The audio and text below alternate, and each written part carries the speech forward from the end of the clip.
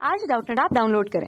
Doubtnut पर अपने सभी गणित, रसायन विज्ञान, भौतिक विज्ञान और जीव विज्ञान के डाउट्स का करो सफाया। बस प्रश्न की फोटो खींचो, एक ही प्रश्न को क्रॉप करो और तुरंत वीडियो सोल्यूशन पाओ। अभी डाउनलोड करें। प्रश्न दिया है, नाभिक के अंदर उपलब्ध ऊर्जाएं इलेक्ट्रॉनों में उपलब्ध ऊर्जाओं से कहीं ज्यादा होती है, क्यों? तो आइए हम लोग इस प्रश्न का यहाँ पे उत्तर देते हैं और साथ ही साथ हम लोग समझते हैं कि ऐसा क्यों होता है। तो इसको समझने के लिए हम लोग सबसे पहले यहाँ पे परमाणु की जो संरचना होती है और नाभिक की जो संरचना होती है उसको थोड़ा समझ लेते हैं। तो इस तरह से हमारा कुछ परमाणु का संरचना होता है जिसके मध्य भाग में नाभिक होता है। नाभिक में क्या होता है कि प्रोटॉन और न्यूट्रॉन कण होते हैं। प्रोटॉन में धन आवेश होता है, न्यूट्रॉन जो रहता है वो उदासीन रहता है। और इसके बाहरी कक्षाओं में इस तरह से यहाँ पे इलेक्ट्रॉन जो रहते हैं वह घूमते रहते हैं इन कोशों में, ठीक है।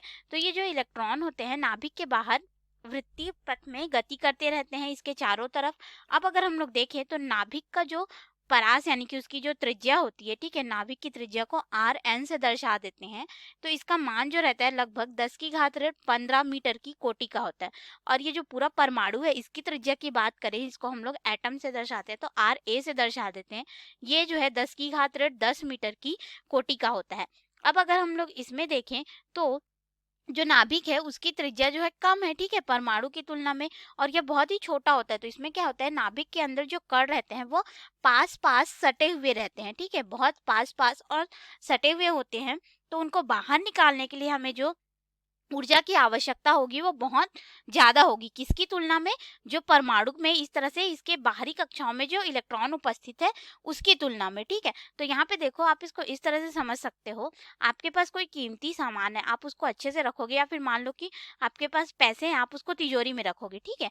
तो पैसे और जो जेवरात है वो बहुत कीमती है, तो आप क्या करोगे, यहाँ पे एक तिजोरी लोगे, उसके अंदर में एक और तिजोरी करके आप उसमें रखोगे, ठीक है। तो जब चोर चोरी करने के लिए आएगा तो उसको पैसे और जेवरात चाहिए, तो क्या करेगा, पहले इस तिजोरी को तोड़ेगा, उसके बाद फिर इस तिजोरी को तोड़ेगा।